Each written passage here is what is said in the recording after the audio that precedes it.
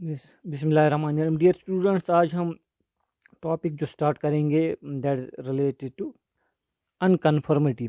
Unconformity की definition क्या है, फॉर्मेशन ऑफ एन अनकन्फर्मिटी किस तरह बनती है, कहाँ पे बनती है, और फिर नेक्स्ट क्लिप में हम देखेंगे कि टाइप्स ऑफ, बहुत इंपॉर्टेंट है, टाइप्स ऑफ अनकन्फर्मिटी, कितने टाइप्स होते हैं अनकन्फर्मिटी के।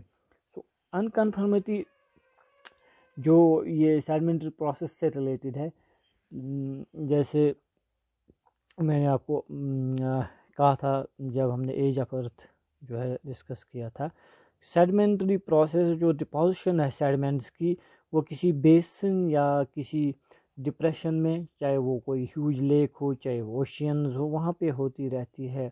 रिवर्स जो सेडिमेंट्स लाते हैं, ओके, वो कहाँ पे डिपॉजिट होते हैं, डिप्रेशंस में, जिनको हम बेसिन्स कहते हैं, बेसिन ऑफ डिपोजिशन, चाहे वो लेक हो, ह्यूज लेक, ओशन, सीज वगैरह। तो layer after layer every year sediments get deposited, okay, जिस तरह यहाँ पे 1 2 3 4 5। So these sediments get deposit one after the other, okay. सबसे पहले ओल्डेस्ट होगा, इसके बाद सक्सेसिवली यंगर यंगर यंगर और यंगेस्ट टॉप पे होगा।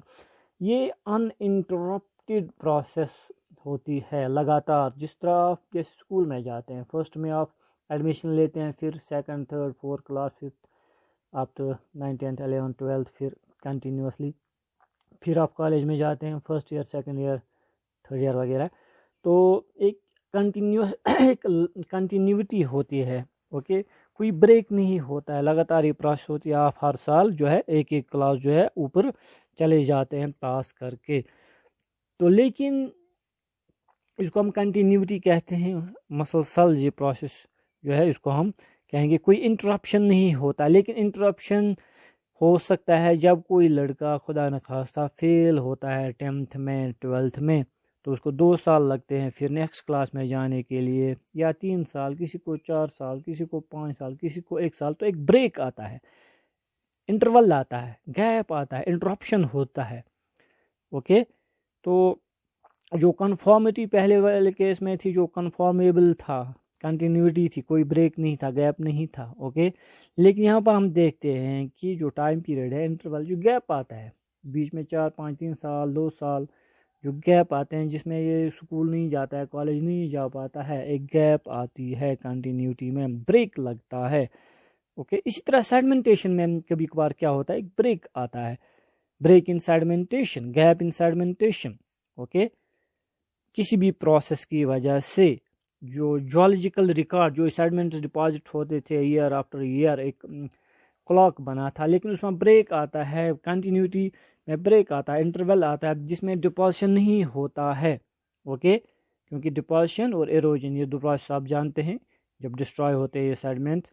तो होता क्या है, इस ब्रेक कैसे होता है, ओके, ये अनकन्फर्मिटी, जिसको हम ब्रेक को हम अनकन्फर्मिटी कहते हैं, ये अनकन्फर्मिटी किस तरह डेवलप हो जाती है। जैसे मान लीजिए यहाँ पर ये सेडिमेंट्स मैंने दिखाए थे, पहले डिपोजिशन होगी, sediment after sediment after sediment, okay.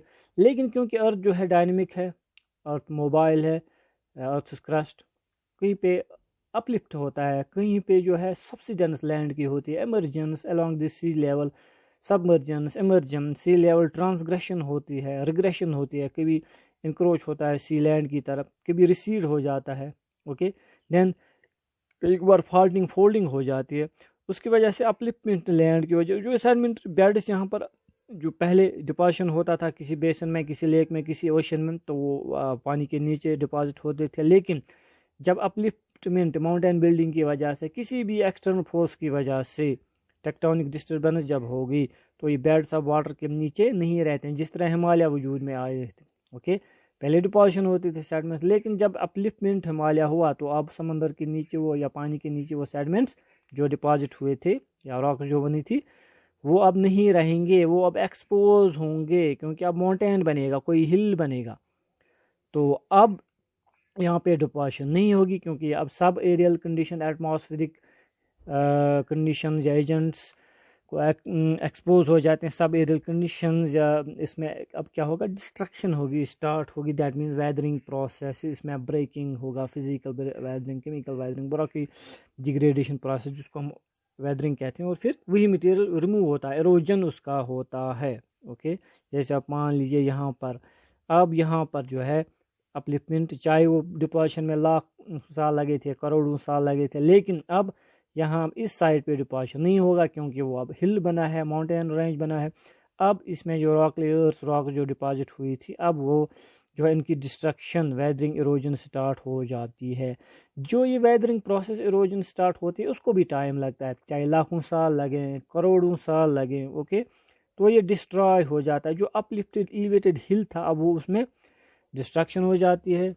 Okay, ले ये अब जो अपहीव्ड या उसकी जिसको हम कहेंगे हाइट थी, ओके, जो हाई लैंड जो था, अब इसमें जो है आहिस्ता आहिस्ता लोअरिंग हो जाती है। हाई लैंड जो है ऑलमोस्ट लो फ्लैट लैंड बन जाता है। ओके, ये जो इस पीरियड में जो डिस्ट्रक्शन हो जाता है इसका, ओके, जिसको हम इरोजन कहेंगे, ये रिप्रेजेंट करता है पीरियड ऑफ नॉन डिपोजिशन, जिसमें जो है जो पहले डिपॉजिट बेड्स हुए थे उनकी डिस्ट्रक्शन हो जाती है। This is period of non deposition. अब इसको हम कहेंगे पीरियड ऑफ इरोजन। ओके, लेकिन कई बार क्या होता है कि जैसे मान लीजिए इसको लाखों साल, करोड़ साल लगे हैं डिस्ट्रॉय होने में या इरोजन होने में, फिर चेंज आ जाता है, अब सबमर्ज हो जाता है। ओके, इसके ऊपर second phase of deposition start हो गया। अब पहले ए सेट बेड में डिपोजिशन होगी, अपलिफ्टमेंट हो गया, उसमें फोल्डिंग वगैरह, अब कोई प्रोसेस जो भी हुआ है तो उसमें डिस्ट्रक्शन हो गई।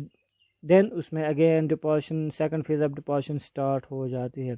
तो अब दो सेट्स बन जाते हैं, एक ओल्डर बेड्स, एक जो इसको सरफेस जो है टॉप सरफेस, रेगुलर सरफेस जिसको हम कहेंगे, जो कि इरोजनल सरफेस होती है। ओके, उसके ऊपर ये तो इंक्लाइनड थे, टिल्टेड थे, जैसे इसको स्लोपिंग, उसके ऊपर then horizontal beds, horizontal deposition, again उसमें स्टार्ट हो जाता है second phase, younger beds, younger set of beds deposit हो जाता है।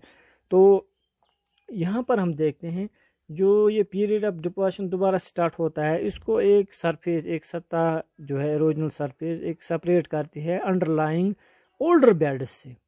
ओके, जो सरफेस, जो इरोजनल सरफेस ऊपर वाले यंगर सेट ऑफ बेड्स को नीचे वाले ओल्डर सेट ऑफ बेड्स जिनमें डिफॉर्मेशन हुई होगी या फोल्डिंग हुई होगी, उनको अलग करता है, सेपरेट करता है उनका dip, inclination, nature, type, lithology.